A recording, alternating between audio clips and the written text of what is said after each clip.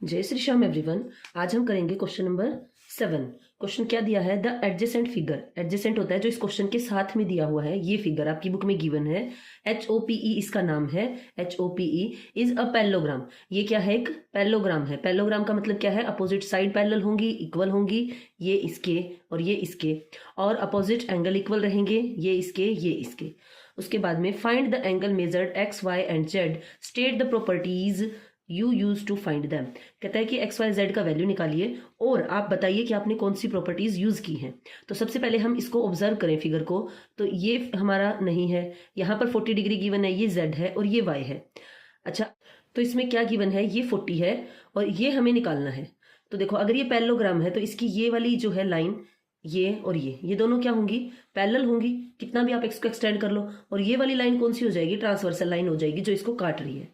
ठीक है, तो जो इसको काट रही है इन टू पैरेलल लाइंस को, वो ट्रांसवर्सल हो गई। और ये जो एंगल है ये हो गए ऑल्टरनेट इंटीरियर एंगल, क्योंकि क्या बन रहा है यहाँ पे, जेड बन रहा है। आपने अगर वो वीडियो नहीं देखी हो जो मैंने बनाई है, तो देखिए ऐसे करके यहाँ पे हमारे पास में जेड क्रिएट हो रहा है। और ये एंगल कौन से एंगल होते हैं, ऑल्टरनेट इंटीरियर एंगल होते हैं। ये कितने तरीके से बनते हैं, ये हमारे पास में इंटीरियर के 2 टाइप से बनते हैं और एक्सटीरियर के भी। मान लो ये ऐसे भी हो सकता था, ऐसे, तो ये और ये भी हमारे पास में ऑल्टरनेट एंगल हो जाते। तो अब हम क्या लिखेंगे, हम लिखेंगे एंगल वाई।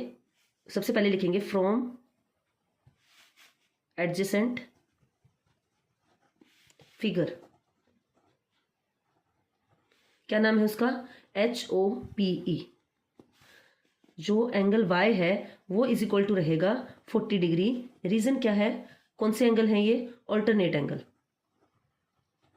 और ऑल्टरनेट एंगल क्या होते हैं, इक्वल होते हैं। तो हमारे पास में y का वैल्यू आ गया, हम यहाँ पे लिख लेते हैं 40 डिग्री। अब ये हमारा 40 डिग्री हो गया है और हमारे पास में अब ये वाला एंगल कितना गिवन है, 70 डिग्री। तो इससे हम इस एंगल को निकाल सकते हैं। मान लो मैं इस एंगल को नाम दे लूं एंगल 1। तो ये कौन सा पेयर बन रहा है, लीनियर पेयर। कोई ऐसे एक लाइन है और इस पॉइंट से इस पॉइंट पर ऐसे जब मिल रहा है तो ये एंगल होता है स्ट्रेट एंगल, लीनियर पेयर, इसको कह लो सम 180 डिग्री बोल लो। ठीक है, तो हम क्या कहेंगे, एंगल 1 प्लस में एंगल जो हमारे पास में 70 गिवन है, इसको 70 लिखेंगे, plus 70 degree is equal to क्या रहेगा, 180 डिग्री। क्या बन रहा है, ये लीनियर पेयर बन रहा है। तो यहां से एंगल 1 की वैल्यू निकालेंगे, तो ये 70 इधर प्लस का है, उधर जाके किसका हो जाएगा, माइनस का। तो 180 माइनस 70 डिग्री, डिग्री लगाना है भाई, एंगल है। तो एंगल 1 हमारे पास में कितने का निकल के आ गया है, 110 डिग्री का। अब ये हमारे पास में निकला है 110 का। अब ये इसके क्या है, अपोजिट एंगल है, और ये एक पैरेललोग्राम है, और पैरेललोग्राम के अपोजिट एंगल क्या होते हैं, इक्वल होते हैं। तो हम लिखेंगे angle x is equal to 110 degree. Reason क्या है, अपोजिट एंगल ऑफ पैरेललोग्राम। अब हमारे पास में बचा कौन सा है, ये बच गया है हमारे पास में एंगल z। अब इसको अगर हम देखें इतने को, तो ये हमारे पास में क्या बन रहा है, एक ट्रायंगल बन रहा है, ये बन रहा है ट्रायंगल। और ट्रायंगल के जो एंगल्स होते हैं उनका सम कितना होता है, इंटीरियर एंगल का 180 डिग्री। तो हम कहेंगे जो हमारे पास में एंगल y जो हमारा निकला हुआ था, तो एंगल z प्लस में वो हमारा निकला था 40 डिग्री, तो 40 degree plus 110 degree is equal to क्या रहेगा, 180 डिग्री। क्या है ये, सम ऑफ इंटीरियर मतलब अंदर का एंगल ऑफ अ ट्रायंगल, एक ट्रायंगल के। तो अब इसको हम ऐड करेंगे और उधर लेके जाएंगे, तो वो क्या हो जाएगा, उसमें से माइनस हो जाएगा। तो ये रहा हमारे पास में 150 degree is equal to 180 degree. 150 इधर प्लस का है, उधर जाके किसका हो जाएगा, माइनस का। तो 180 डिग्री माइनस 150 डिग्री, हमारे पास में जेड का वैल्यू क्या आ गया है, जेड का वैल्यू रहा है हमारा 30 डिग्री। तो हमने सभी वैल्यूज निकाल दी हैं, ये 30 डिग्री। तो इस तरीके से पास में कितनी प्रॉपर्टीज लगकर आई, 1 2 3 और 4। तो 4 प्रॉपर्टीज लगी हैं जब हमने इसके सभी एंगल्स को निकाला है। आगे चलते हैं। तो इस क्वेश्चन में क्या गिवन है, इसमें इस टाइप से फिगर गिवन है और ये कह रहा है द फॉलोइंग फिगर GUNS। ठीक है, ये दूसरा फिगर है जो सेकंड क्वेश्चन करेंगे। ये पैरेललोग्राम है, मेन हमने ये चीज पढ़नी है। ये क्या है, पैरेललोग्राम है। फाइंड x एंड y, हमें x और y का वैल्यू निकालना है। इस फिगर के अंदर हमें क्या है, क्या गिवन है, साइड्स। ये साइड 26 गिवन है, ये, और ये हमें गिवन नहीं है, ये 3x है और ये गिवन है 18। तो हमें x और y का वैल्यू फाइंड आउट करना है। तो देखो ये हमें पूरी की पूरी एक्सरसाइज में क्या सिखा रहा है, पैरेललोग्राम की प्रॉपर्टी सिखा रहा है। अब तक के जो क्वेश्चंस थे, किसी में ये हमें एंगल सिखा रहा है, किसी में ये साइड्स सिखा रहा है, तो यहाँ पे हमें बताना चाह रहा है कि क्या आपको नॉलेज हो गई है कि पैरेललोग्राम के जो अपोजिट साइड्स होती हैं, ये इसके और ये इसके पैरेलल होने के साथ साथ इक्वल भी होती हैं। तो ये चीज इस पे बेस्ड है, ठीक है। तो हम करेंगे क्वेश्चन को, तो लिखते हैं, हम लिखेंगे जो हमारे पास में GU है वो किसके इक्वल रहेगी, किसके रहेगी, SN के। और जो हमारे पास में GS है ये किसके इक्वल रहेगी, UN के। क्यों रहेगी, कौन सी है ये बताइए, ये क्या है, अपोजिट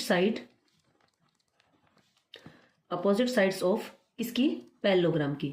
हमें पता है पैरेलल होने के साथ साथ वो इक्वल भी होती हैं, तो ये पैरेलल भी है इक्वल भी है। हमें इक्वल से क्वेश्चन निकालना है, तो मैंने इक्वल लिख लिया है। तो अब हम लिखेंगे जो हमारे पास में 3y - 1 है इज इक्वल टू 26। अब जो चीज इक्वल होती है, मान लो दो पहलवान है, अगर इक्वल स्ट्रेंथ के हैं, मैं तगड़ा हूं तो उनको बराबर में खड़ा करते हैं खाड़े में, तो वैसे इनको भी बराबर में खड़ा कर दिया भाई। देखते हैं अब ये क्या है, हमारे पास में -1 है, उधर जाके हमारे पास में क्या हो जाएगा, प्लस का हो जाएगा। तो 26 प्लस में 1, ठीक है। अब ये हमारे पास में 3y निकल कर आ गया है 27।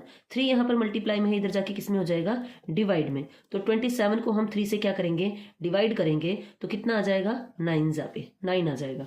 देन सेकंड वाला निकालते हैं। सेकंड हमारे पास में क्या है, GS इज इक्वल टू हमने लिखा है UN, क्योंकि ये भी अपोजिट साइड है पैरेललोग्राम की। तो यहाँ पर हम लिखेंगे 3x इज इक्वल टू 18। अब इधर जो मल्टीप्लाई में, इसके बीच में कोई साइन नहीं है ना, तो ये मल्टीप्लाई में है, तो इधर जाके किस में हो जाएगा, डिवाइड में। तो x is equal to 18 divide by 3, और x का वैल्यू हमारे पास में रहा 6। अब इसने लास्ट में एक चीज बोली है, लेंथ आर इन सेंटीमीटर, तो इनके पीछे हम क्या लगा देंगे, सेंटीमीटर लगा देंगे। तो अब इसका सेकंड पार्ट करते हैं 8th का। अब इसमें ये क्या सिखाना चाह रहा है, ये हमें सिखाना चाह रहा है, पिछले क्वेश्चन में इसने सिखाया कि opposite sides equal and parallel होती हैं, इसमें ये हमें सिखाएगा डायगोनल के बारे में। अब डायगोनल होता क्या है, डायगोनल क्या होता है, मान लो मेरे पास में एक ये पॉलीगन गिवन है, क्वाड्रिलेटरल है, जो कि जिसकी 4 साइड्स है।